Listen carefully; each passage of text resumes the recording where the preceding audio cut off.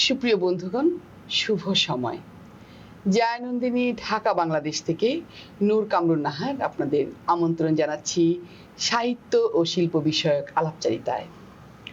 আমরা সত্যি আনন্দিত, আমাদের স্টুডিওতে আজ এমন একজন উপস্থিত হয়েছেন যিনি একাধারে কবি, গল্পকার, নাট্যকার, অনুবাদক, নাট্যাভিনেতা এবং তার রয়েছে আরও অনেক পরিচয়। তিনি সত্যিকার অর্থেই আমাদের একজন প্রিয় মুখ, প্রিয় মানুষ। তিনি হচ্ছেন খায়রুল আলম সবুজ ভাই। ভাই, আমাদের স্টুডিওতে আপনাকে স্বাগতম। তোমাদেরও কৃতজ্ঞতা জানাই, যারা সামনে বসে আছেন তাদের জন্য আমার ভালোবাসা। বুঝতেই পারছেন, আমরা সত্যিকার অর্থেই আজ আড্ডা জমিয়ে দেব নানাবিধ আলোচনায়। আমরা জানব এই গুণী মানুষটির ব্যক্তিগত জীবন, তার ভাবনা, সমসাময়িক ভাবনা এবং সাহিত্য শিল্প বিষয়ক নানা বোধ ও নানা দৃষ্টিভঙ্গি। প্রথমেই আমরা যাচ্ছি সবুজ ভাই আপনার একটু ব্যক্তিগত আলাপচারিতায়। আচ্ছা, আমরা জানতে চাচ্ছি আপনার শৈশব কোথায় কাটলো, আপনার শৈশব কেমন ছিল? সেই শৈশব, আমার শৈশব তো সে তো অনেকদিন আগের শৈশব। তো পৃথিবীর চেহারাও তখন অন্যরকম ছিল, আমাদের এই দেশটার চেহারাও তখন অন্যরকম ছিল। এই নদী নালার উপরে তেমন কোনো অত্যাচার তখনও হয়নি। যে যেখান থেকে ইচ্ছা খাল চলে গেল, গিয়ে নদীতে পড়লো, সেরকম একটি জায়গাতে আমি ছিলাম। আমার দেশের বাড়ি বরিশালে। বাহ, তাহলে তো একেবারেই নদীর একেবারে নদীর মধ্যে, মানে প্রাণ ভরে নদী। সেখানেই আমার শৈশব কাটতে শুরু করলো। যখন আমার বোধ হলো তখন চারপাশে দেখলাম সবুজ গাছপালা, আকাশটা নীল। কখনো কখনো বৃষ্টির দিনে সে যে ঝুমঝুমিয়ে কি বৃষ্টি পড়তো, আর একটা বৃষ্টি হতো যেটা বহুদূর থেকে আসছে, শব্দ করে করে আসতো, আর আমরা ওই বৃষ্টির আগে আগে দৌড়াতাম মাঠের মধ্যে। ছন্দ ছিল, দারুণ দারুণ ব্যাপার ছিল সে সময়। এবং আমার বাড়ির পেছনে একটা ছিল, যেখানে থাকতাম সেই বাসার পেছনে চার্চ ছিল একটা, অক্সফোর্ড মিশন। সে অক্সফোর্ড, আমি যেখানে ছিলাম ওই জায়গাটার নাম বটতলা। তা অক্সফোর্ড মিশনে একটা আছে, মিনারেট আছে অনেক উঁচু, এটা লাল। আর ও যেখানে তার চারপাশে বিশাল এলাকা জুড়ে সবুজ, সে দেখার মতো। বড় বড় গাছ, হ্যাঁ, বৃক্ষ আছে, এমনি বুশ আছে, বাঁশ আছে, নানান রকম কিছু আর কি। মাঠ গ্রিন ফিল্ড। আর তারপরে একটা খুব স্বচ্ছ পানির একটা পুকুর ছিল, দিঘি নয়, ভালো, বেশ ভালোই। ওর মধ্যে পোলো খেলতো লোকজন, সেরকম একটা টলটলা পানি। পাশে আবার যে ইয়েটা একটা ছিল তোমার দেয়ালের ওই পাশে রাস্তাটা ছিল সুরকির, লাল সুরকির। হ্যাঁ, সুতরাং একেবারে পুরোই স্বপ্ন। আর পাশে একটি নদী ছিল শহরের পাশে, সেই নদীর নাম কীর্তনখোলা। তো কীর্তনখোলার প্রেম আমার ছোটবেলা থেকে। কীর্তনখোলার পারে আমার সময় কেটেছে প্রচুর, আমার শৈশবও কেটেছে। কারণ একটু আগেই আমি এদিক ওদিকে যেতে শুরু করেছিলাম। তো তাতে করে আমার শৈশবটা খুব সরল কিছু মানুষের মধ্যে, কিছু প্রকৃতির আনন্দের মধ্যে কেটেছে। পড়াশোনা কি বরিশালে? পড়াশোনা ওখানেই শুরু হয়েছে।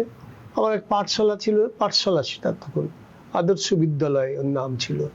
সেটা বিশাল একটি মাঠের মধ্যে একটি বড় ঘর, বিশাল মাঠ, ফুটবল খেলা হয়, এই খেলা হয়, সে খেলা হয়। তার মধ্যে একটা বড় গোল পাতা দিয়ে বানানো একটি স্কুল, সে লম্বা একটাই স্কুল, এক ফালি স্কুল ওইটা ছিল। ওখানে আমরা করতাম, ওখানে খেলাধুলা করতাম, ওখানে পড়াশোনা করতাম। ওখানে প্রথম গান গেয়েছি। হ্যাঁ,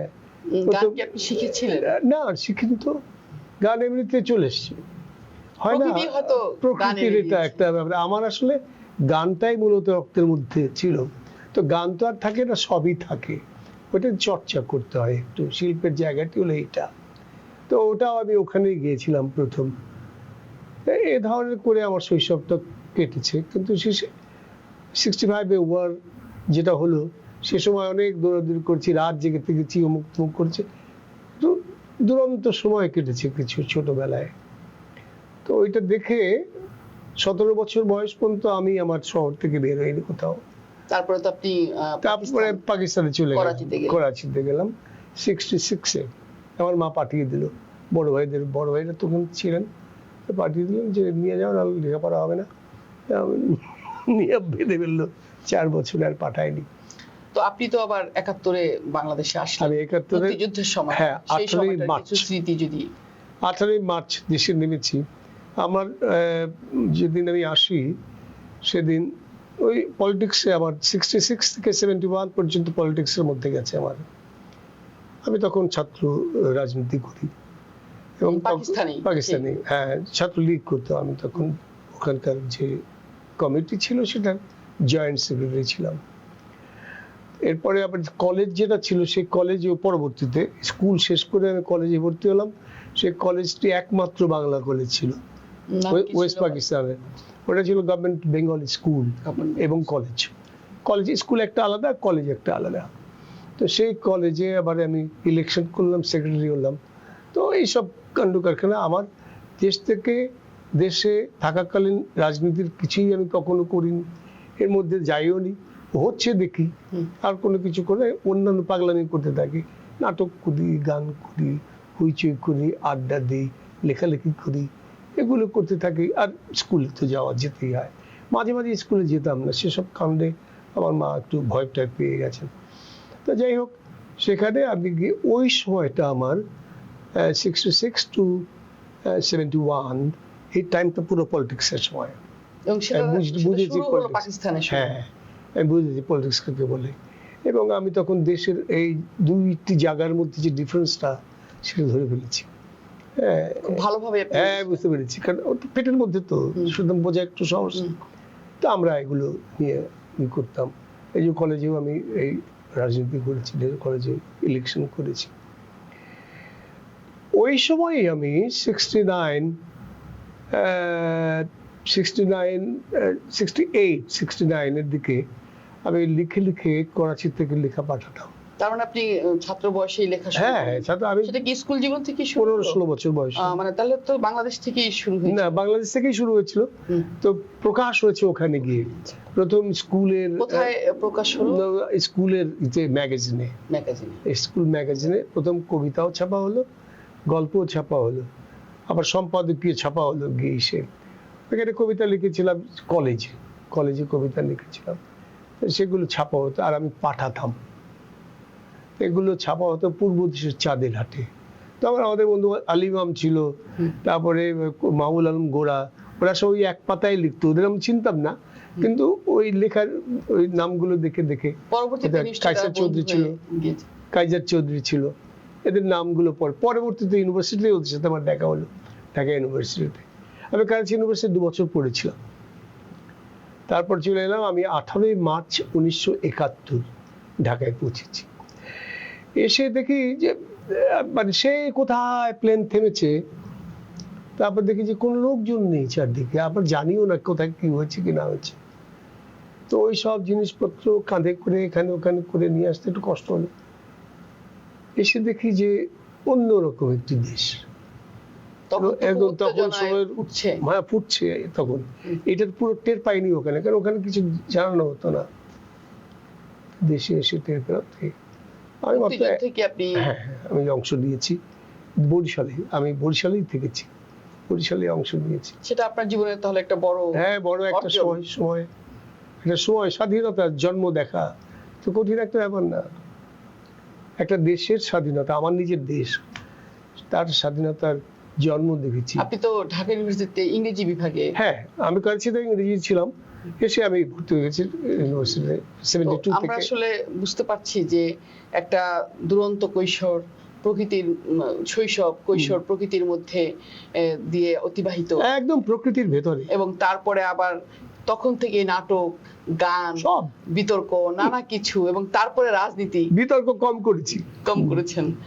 এই যে রাজনীতি, সচেতনতা, এবং তারপরে একটি দেশে মানে নিজের দেশে আবার ফিরে আসা, এবং সেখানে আবার ঢাকা ইউনিভার্সিটিতে ভর্তি হওয়া, এবং তারপরে আবার আপনার মুক্তিযুদ্ধে অংশগ্রহণ, এই সব কিছু কি আপনার লেখক জীবনকে, আপনার সমগ্র জীবনের যে নানা দর্শন তা থেকে প্রভাবিত করেছে? মানুষের যার যার জীবনের দর্শন তার নিজের জীবনেই তৈরি হয়। যে যেরকম জীবন যাপন করে সেটা যখন উপলব্ধি করে তখনই তার দর্শন আসে, তখনই তার আদর্শ তৈরি হয়। যে জিনিসটার প্রতি তার ঝোঁক আছে ওটাই তাকে আদর্শের দিকে, ওই রকম আদর্শের দিকে তাকে টেনে নিয়ে যায়। এটা স্বাভাবিক হয়। জীবনে একটা মজার জিনিস হলো এই যে এখানে কোথাও যেতে হয় না ইচ্ছে করে, মানুষ চলে যায়। কে কোথায় যাবে সেটা সে জানে না, কিন্তু এক সময় দেখা যায় সে এখানে চলে এসছে। সত্যি কথা বলতে আমার কোনো এইম ছিল না লাইফের, আমার কোনো এইম নেইও, আজও নেই। ঝোঁকের কথা বললেন, ঝোঁকটা কি অনুভব করেছিলেন? কোন বিষয়টার প্রতি বেশি ঝোঁক? হ্যাঁ, ঝোঁক একটা অনুভব করেছি আমি, ঘুরে বেড়ানো, আড্ডা দেয়া, গান গাওয়া, নাটক করা, বই পড়া, লেখা, এইসবগুলোর প্রতি আনন্দ। আর কোথাও গিয়ে যদি আমাকে কেউ মানে সামান্য একটু সময়ের জন্য কোনো ঘরের মধ্যে বন্দি করতো, আমি পাগল হয়ে যেতাম। মানে মুক্ত, একেবারে সোজা হিসাবে মুক্ত। আমি একেবারে মুক্ত মানুষ, স্বাধীন চেতা মানুষ, আমি আর কিছু বুঝি না। এই ব্যাপারগুলো আমার মধ্যে ছিল। নাটক চর্চাটা শুরু হলো কখন থেকে? বা আপনি নাটক? এটা ছোটবেলা থেকে আমি 12.5 বছর বয়সে আমি স্টেজে উঠেছি অভিনয় করতে, 12.5 বছর বয়সে। এবং আমি 13-14 বছরে একটি ছোট নাটিকাও লিখেছিলাম। হ্যাঁ, সেটা আমার চেয়ে ছোট যারা ওদেরকে নিয়ে এটা মঞ্চস্থ করেছি এক বাড়ির ছাদের উপরে। এগুলো করতাম, হয় না পাড়াতে, হয় না বিভিন্ন রকম ছেলেপুলে থাকে, ওর মতোই আমি একটু দুরন্ত ছিলাম। ঢাকা বিশ্ববিদ্যালয়ে আপনারা কি নাটক করেছিলেন? ঢাকা ইউনিভার্সিটিতে বলা যেতে পারে, ঢাকা ইউনিভার্সিটিতে বাংলাদেশের জন্মের পরে প্রথম যে নাটকটি হয় সেটা হয় ইংরেজি ডিপার্টমেন্ট থেকে, টিএসসিতে যে নাটকটি হয়। ঢাকা ইউনিভার্সিটির টিএসসিতে যে নাটকটি মঞ্চস্থ হয়েছিল সেটার নাম ছিল সোনার হরিণ। সেটা লিখেছিল নুরুল করিম নাসিম, আমার ক্লাসমেট। আমরা একদিন দুজন যাচ্ছি হাঁটতে হাঁটতে ইউনিভার্সিটি থেকে হাইকোর্টের দিকে, তখন নাসিম আমাকে বললো, গেছিল কলকাতায় স্বাধীনতার পরেই, 72 ফেব্রুয়ারি দিকে হবে। তাই বললাম যে কি করলি? বললো যে এই যখন নাটক দেখেছি। আমি একটা কাজ করি, এই উপরে একটা নাটক লিখে ফেল, যদি পারিস এর উপরে একটা, আমরা সাহিত্যের মানুষ তো, লিখে ফেল নাটক। ও লিখে ফেললো, আমরা স্টেজ করে ফেললাম। বাহ! আমার মনে হয় সেটাই প্রথম নাটক ছিল।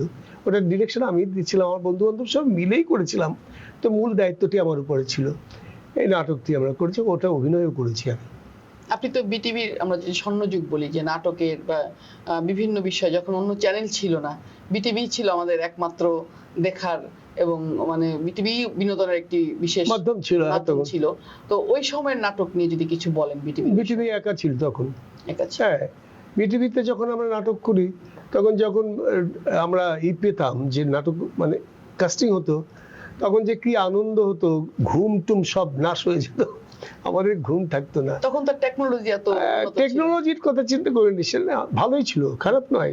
আচ্ছা, আজ যদি সেগুলো দেখি তাহলে ভাবা যেতে পারে যে কি করে এটা করলো।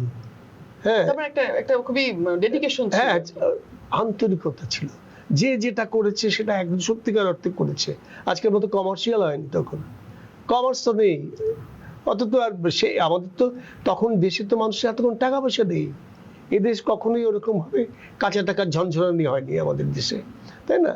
তো ন্যাচারালি এই মানুষগুলোর বোধের জায়গাটিতে একটু সংযত ছিল তারা।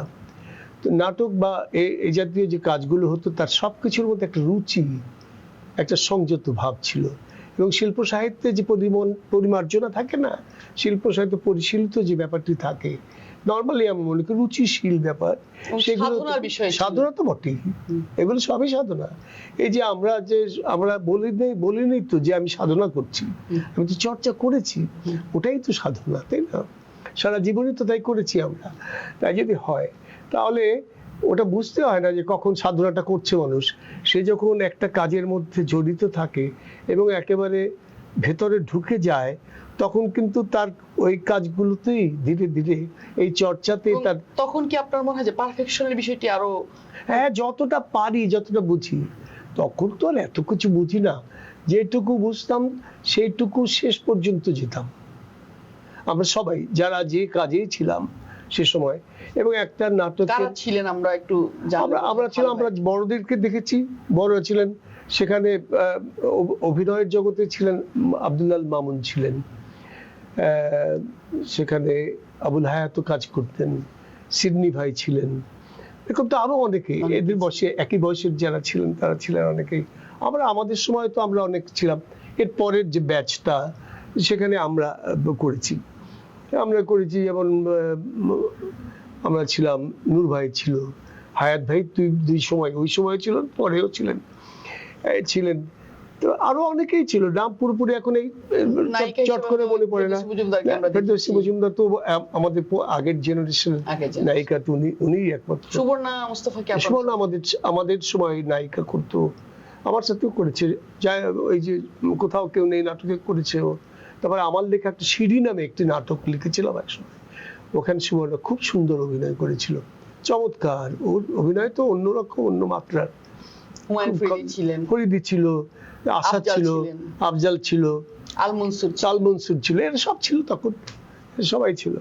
আল মনসুর ইউনিভার্সিটি থেকে, আল মনসুর কিন্তু খুব প্রতিভাশীল বা একটা শালী মানুষ, ওর খুব প্রতিভাবান। আল মনসুরকে আমরা নাটক যখন শুরু করি, আমি ঢাকা ইউনিভার্সিটির ওই 72 থেকেই ডাকসু নাট্যচক্রের সাথে যুক্ত ছিলাম, এবং ওই নাট্যচক্রের প্রথম সেক্রেটারি ছিলাম আমি, ডাকসুর এটা। হ্যাঁ, তখন থেকে নাটক শুরু হলো আর কি, নবনাট্য আন্দোলন যেটা বলা হয় এটা ওই সময় থেকেই এই শুরু হলো। তো ওই সময় আমরা প্রথম দুটি নাটক করেছিলাম, একটা ছিল সেলিমাল দিনের এক্সপ্লোসিভ ও মূল সমস্যা, আর একটা ছিল আল মনসুরের, সেটা হলো গিয়ে রেভলিউশন ও খ্রিস্টাব্দ সন্ধান। নামটা আমি তো অন্যরকম, লোকজন খেপে টেপে গেল, তোমরা কি নাটকের নাম দাও এইসব না। আমরা বলে আমরা নতুন দিনে নতুন কাজ করবো, আমরা নতুন কাজ করতে শুরু করেছি, এই নাটক শুরু হলো। আপনি তো প্রচুর নাটকও লিখেছেন। লিখেছি, কতগুলো নাটক লিখেছেন? প্রায় 40 খানার মতো আমার নাটক অন এয়ার হয়েছে, মানে টেলিকাস্ট হয়েছে। আর অভিনয় তো প্রচুর নাটক, প্রচুর অভিনয় করেছি, ও আর হিসাব রাখিনি, মানে লিখে টিকে যে রাখা ওইসব নেই আমার। যাই হোক, আমরা একটু প্রসঙ্গ মানে বদলে নিচ্ছি। আপনি আসলে আপনার এতগুলো ক্ষেত্র যে আমরা যদি আসলে আলোচনায় যাই, প্রত্যেকটি বিষয় নিয়ে আলোচনা করতে গেলে ব্যাপক সময় প্রয়োজন। যেহেতু আমাদের সময় স্বল্পতা রয়েছে, আমরা সবগুলো বিষয় একটু মানে পাঠক, আমাদের যারা দর্শক রয়েছেন বা শ্রোতা রয়েছেন তাদেরকে আমরা একটু জানিয়ে দিতে চাচ্ছি, সেই জন্যই বোধহয় আমরা একটু বেশ কিছু ক্ষেত্র নিয়ে একটু কথা বলতে চাচ্ছি। আপনি তো অনুবাদ করেছেন, প্রচুর অনুবাদ করেছেন, বিশেষ করে ইবসেনের নাটক। হ্যাঁ, ইবসেন বেশি করেছি, ইবসেনের 13 খানা করেছি এখন পর্যন্ত। ইবসেনের বিশেষ কোনো দুর্বলতা, সেই জন্যই কি ইবসেনের দুর্বলতা কি? ইবসেনের প্রথম নাটকটা করলাম আমি enemy of the people. Politics তো ওর সাথে জড়িত জগতের, তার সাথে তার লেখা পড়ে এবং তার বোধের সাথে আমার মিলে গেল। হ্যাঁ, আনন্দ লাগলো আমার পেয়ে যে এই মানুষটি, আমরা যেরকম ভাবি এরকমই তো খুব আধুনিক ভেবেছেন। হ্যাঁ, উনি এই যে ইসের ডলস হাউজি খুব বেশি, ডলস হাউস তো মাস্টারপিস ধরা হয়, কিন্তু অন্যান্য নাটকগুলোকেও ধরা যেতে পারে। অন্যান্য তার অনেক নাটক আছে, সাংঘাতিক নাটক আছে, এবং বাস্তবতা, রিয়েলিস্টিক নাটকগুলোর জনক সে। যেসব কথাগুলো বলতেন বা বলেছেন সেসবগুলো খুব সত্য, একদম জীবন থেকে। হ্যাঁ, আমি এবার সত্যটাকে ভালোবাসি, সত্য আমার ভালো লাগে, মিথ্যা আমি একেবারে সহ্য করতে পারি না। হ্যাঁ, এরকম একটা ব্যাপার আমার ছোটবেলা থেকে আমার ভেতরে আছে। ন্যায় অন্যায় বুঝি না, আমি মিথ্যা সত্য এগুলো বুঝতে চাই। হ্যাঁ, ওর মধ্যে আছে সেগুলি। সে এমন সব কথা বলেছে, এমন সব সাবজেক্ট নিয়ে লিখেছে যেটা মানুষ তাকে ধিক্কার দেবে, কিন্তু ওটা সত্য বলে উনি লিখেছেন, ওটা বাস্তব বলে লিখেছেন। এটাই তো রাইটারের কাজ, কঠিন সত্যটাকে কঠিন সত্য বলে ফেলেছেন, স্ট্রেট বলেছেন। আমরা কি ইবসেনের নাটকে প্রতীকের ব্যবহার তো দেখি? হ্যাঁ, তা তো আছেই, প্রতীক আছে। যেমন মানে ইসের নাটকটা লেডি ফ্রম দ্য সি, যেটা ইবসেনের আছে, সে নাটকটি লেডি ফ্রম দ্য সি এর নামটি লিখেছেন উনি। সেটা অরিজিনাল নাম ভিন্ন, কিন্তু এটা ইংরেজি হয়েছে, ইংরেজি অনুবাদে ওটা লেডি ফ্রম দ্য সি হয়েছে। তো এই যে নাটকের নাম, এখানে বহু কিছু আছে, সবকিছুর মধ্যেই তো তার নোরাই তো এটা প্রথম নারীবাদী নাটক, নারীবাদী বলবো না, নারীর স্বাধীনতার যে জায়গাটি, সেটা তো প্রথমে বলে ইবসেন। নোরা যখন ঘরের দরজা বন্ধ করে চলে যায়, বিশাল একটা আওয়াজ হয়, ইসলাম একটা, হ্যাঁ, বিশাল একটা শব্দ হয়, দরজাটা বন্ধ করে নিজের ঘর ছেড়ে সে চলে যায়, এবং সে যে ভাবতে পেরেছে যে আমি এখানে পুতুলের মতো আছি, হ্যাঁ, আমি বাবার হাতেও পুতুল ছিলাম, আমি তোমার হাতেও পুতুল, আমি এইভাবে তো হয় না, চিন্তার ক্ষেত্রে তো এটাই বিপ্লব নিয়ে এসেছে। এগুলো অনেকগুলো জিনিস থাকে। তো এই যে আপনি দীর্ঘদিন অনুবাদের সাথে জড়িত, আপনার কি মনে হয়, মানে অনুবাদের মূল জায়গাটি আসলে কোন বিষয়টি অনুবাদকে বেশি প্রাঞ্জল করে বা একেবারে টেক্সটের কাছাকাছি নিয়ে যায়? এটা একটা মজার জিনিস হলো কি, অনুবাদটি একটা ভাষা থেকে আরেকটা ভাষাতে হয়তো যিনি করবেন, এই দুটি ভাষার উপরে তার কিছু না কিছু একটু না একটু দখল থাকতে হয়, বেশ অনেকটাই তো দখল, না থাকলে তো পারে না, যতটুকু পর্যন্ত করা যেতে পারে সেই রকম পর্যন্ত যেতে হবে তাকে। কারণ হলো গিয়ে, এই যে রবীন্দ্রনাথ বলেছেন যে পালকিতে তুমি মেয়েটিকে নিয়ে যাবে শ্বশুর বাড়ি, কিন্তু ব্যাক করবে যখন, তখন কিন্তু কোন রকম লাগতে পারবে না, এমন ভাবে তুমি তাকে পালকিতে নিয়ে যাবে যেন ব্যথা না পায়। হ্যাঁ, তো অনুবাদে যেন ব্যথা না পায়, মূল টেক্সটকে ব্যথা না দিয়ে রাখতে রবীন্দ্রনাথের কথা এছাড়া বলেছে। এখন এই যে তার প্রতি একেবারে সুবিচার, মানে কোমল ব্যবহার, যত্ন করে আনতে হবে, হ্যাঁ, কিন্তু যত্ন করে আনতে হবে, কিন্তু ওর থেকে ডেভিয়েট করা যাবে না, তাহলে তো আর হলো না। যে আমাদের দেশে যেটা হয়, অনেকেই করেন অ্যাডাপ্টেশন বলে একটা শব্দ, মানে রাখেন না, ভিতরে অনেক জায়গা বাদ দিও না করেন, সততা থাকে না, না ওই যদি এটা না হয়, একেবারে সত্যি না পারলে না করুক, দরকারটা কি, কিন্তু করলে কষ্ট করতে হবে। এটা আমি পেয়েছি যে অনুবাদে সততা নেই, ভেতরের টেক্সটের মাঝে অনেক অংশ নেই, না সেগুলো করে তো কোনো লাভ নেই। আর একটা জিনিস হলো কি, আমি ওই একটু বলি, সেটা হলো গিয়ে রূপান্তরের যে জায়গাটি বলে মানুষ অ্যাডাপ্টেশনের, সেটা হলো এই যে আমাদের বাংলাদেশ, এখানে যা কিছু এই পরিবেশে ওই নামগুলোকেও পরিবর্তন করে একটি আলাদা গল্প লেখা হলো, মনে করি, তাহলে তো অনুবাদ হলো না, তাহলে শেষ তো হলো না। ওই জায়গার যে ওই পরিবেশ আর এই পরিবেশ তো এক নয়, আমাকে পাইন বনই রাখতে হবে, আমি তো সেখানে শালবন নিয়ে আসতে না না না, সুতরাং এই জায়গায় থাকতে হবে, একটু সোশ্যাল ব্যাপারগুলো জানতে হবে। তবে আমরা যে একটা শব্দ শুনি প্রায়, ভাবানুবাদ, যে অনুবাদের ক্ষেত্রে ঠিক আক্ষরিক অনুবাদ নয়, ভাবানুবাদ, সেই জায়গায় আমি এই ভাবানুবাদ আমি বুঝি না, আমি যে চেষ্টাও করিনি, কখনো করবো না, কারণ আমি ওটা পছন্দ, এই জন্য করবো না। ওই রূপান্তর ভাবানুবাদ একই কথা বলছে, কি হয় সেটা হলো নতুনের স্বাদ পাওয়া যায় না, আবার পুরনোরও স্বাদ পাওয়া যায় না, মূলের স্বাদ পাওয়া যায় না, আবার নতুন যে একটা সৃষ্টি হলো তারও স্বাদ পাওয়া যায় না, এই বিস্বাদ লবণ ছাড়া। অনুবাদে আসলে টেক্সটের প্রতি সৎ থাকতে হবে এবং ওটাকে ধরেই আমাদেরকে অনুবাদ, আমার মনে হয় তাই। আমি যা কিছু কথা বলছি আমার নিজের কথা, হ্যাঁ তা তো অবশ্যই, হ্যাঁ, এগুলো আমার মনে হয় এই, কিন্তু কে কিরকম ভাবছেন সেটা তার মতো ভাবতে পারে।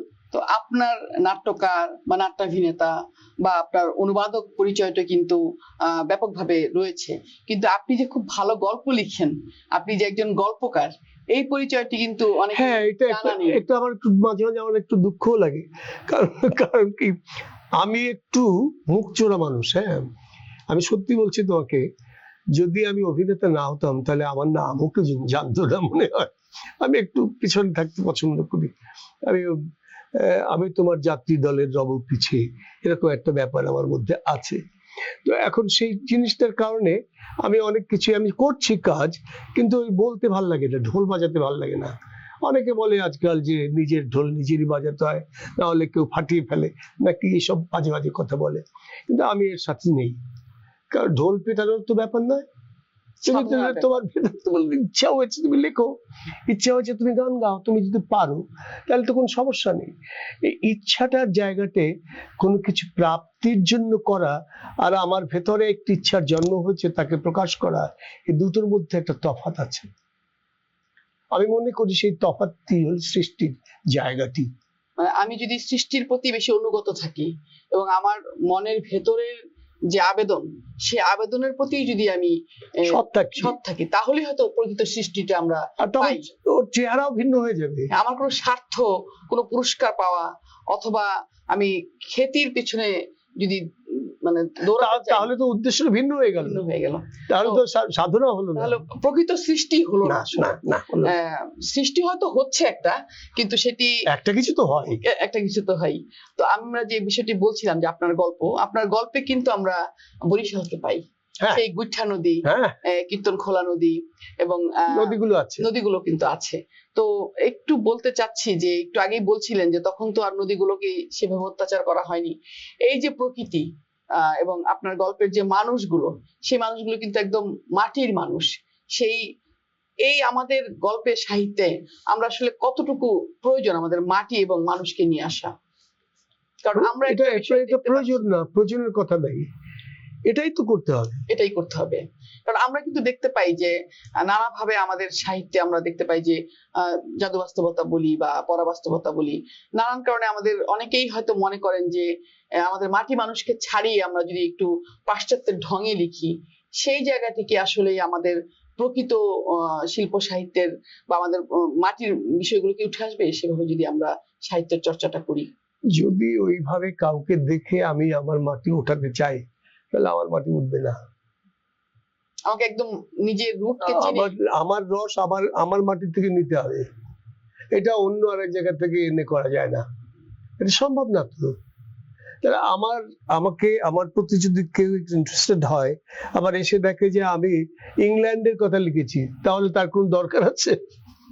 আমি তো বাংলাদেশের কথাই লিখবো, আমার বাংলার কথা লিখবো, আমার ঘরের কথা লিখবো, আমার মাঠ ঘাটের বাজারের কথা লিখবো, তাই না?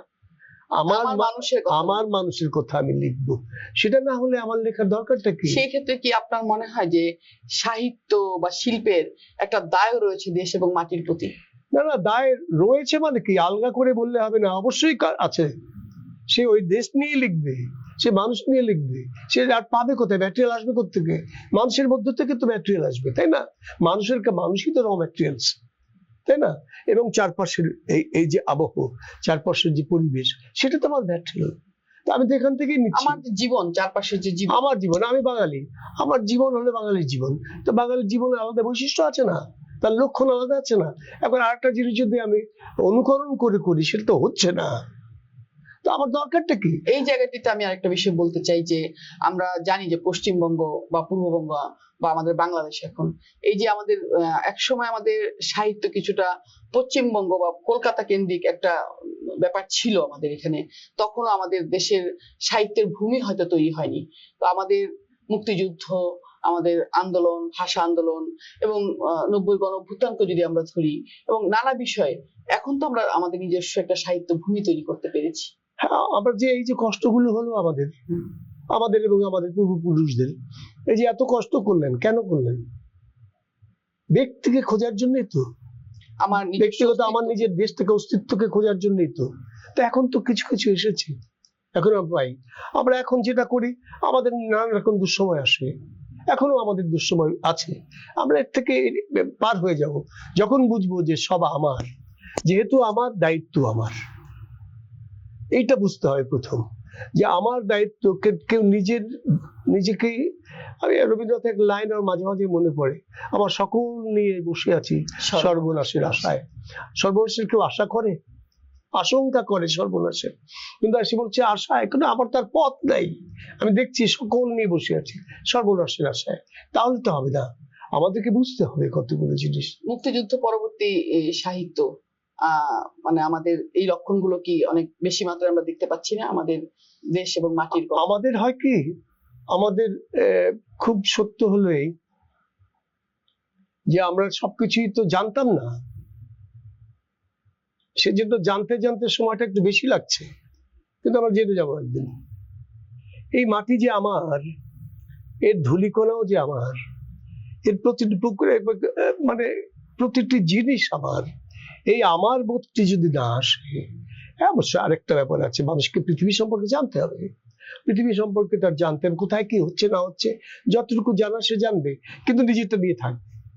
অর্থাৎ আমি বিশ্ব সাহিত্য জানবো, বিশ্বকে জানবো, কিন্তু আমার যে ম্যাটেরিয়াল সেটাকে আমি সমৃদ্ধ করবো। হ্যাঁ, আমার বোধ দিয়ে এই আমার জায়গাটি আসা খুব জরুরি শিল্প সাহিত্যে, সংস্কৃতির প্রতিটি ক্ষেত্রে। কারণ আমার জীবনে সবগুলো জিনিস আছে না। এই যে ডায়ালেক্টে কথা বলে মানুষ, ডায়ালেক্টে মানুষ যেই এক্সপ্রেশন গুলো মানুষ দেয়, যেইগুলো এক্সপ্রেস করে, তার জন্য যে শব্দ দরকার, সেটা কিন্তু প্রতিটি শব্দই প্রমিত বাংলায় যেমন আছে, তেমনি কিন্তু ওখানেও আছে। ডায়ালেক্টে এর চেয়ে বেশি আছে প্রমিতর চেয়ে। ডায়ালেক্টে এমন শব্দ দেওয়া হয় যে তার কোনো জুড়ি নেই, ওইটা ছাড়া আর প্রকাশ হয় না। এই জন্য এই যে আমার সব আছে, আমার দেশ আছে, মাটি আছে, আমার নিজস্ব সংস্কৃতি আছে, এবং রূপ রস গন্ধ সবই আছে, কিন্তু আমরা কি বিশ্বমানের সাহিত্য আসলে সৃষ্টি করতে পারছি?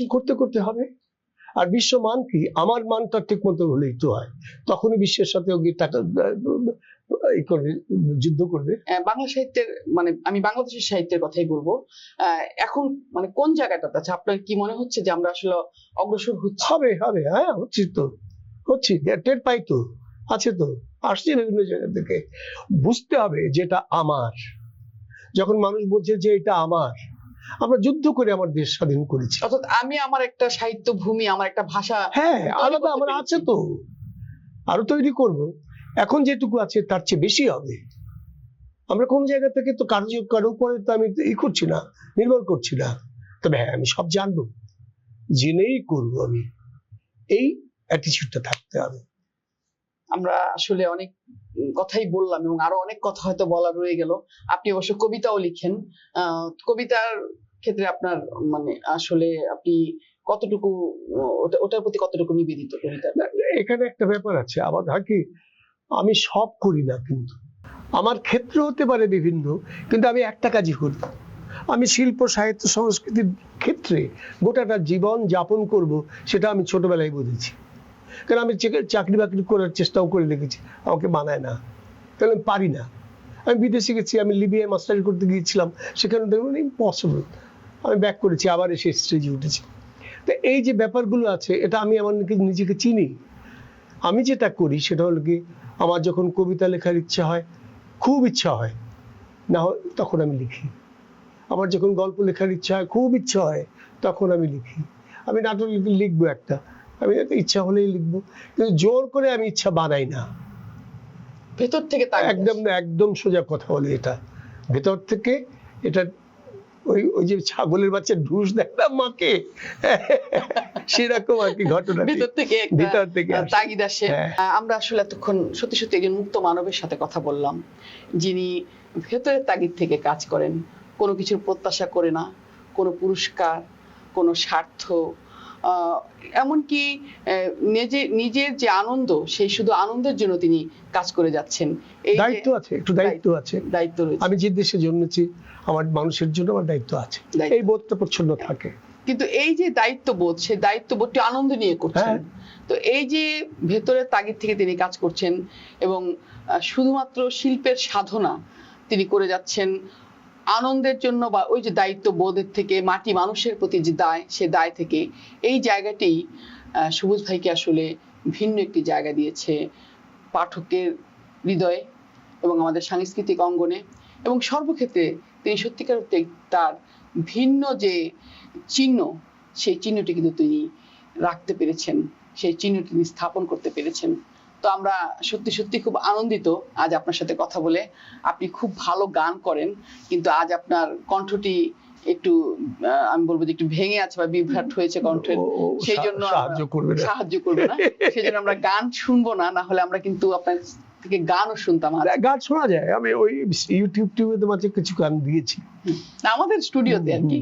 তো আমরা সত্যি আপনাকে পেয়ে আনন্দিত বোধ করছি, এবং আমাদের যারা দর্শক রয়েছেন, আমি জানি তারা আপনার এই যে কথোপকথন, আমাদের যে আজকে যে আলাপচারিতা উপভোগ করেছেন, জানতে পেরেছেন অনেক কিছু। কারণ যেই সময়টিতে আপনারা সাহিত্যের সাধনা করেছেন, শিল্পের সাধনা করেছেন, সেই মুক্তিযুদ্ধ এবং মুক্তিযুদ্ধ পরবর্তী সময় এ সম্পর্কে আমাদের নতুন প্রজন্ম অনেকেই হয়তো জানে না। আপনাদের এই সমস্ত আলাপচারিতার মাধ্যমে তারা আরো বেশি বেশি করে জানতে পারবে। তো আমরা আবারও হয়তো আপনার সাথে কখনো বসবো, আবারও কোনো আলাপচারিতায়, এবং আমরা আবারও জানতে চাইবো আপনার সাধনার বিষয়গুলো, সাধনার জায়গাগুলো, বোধের জায়গাগুলো।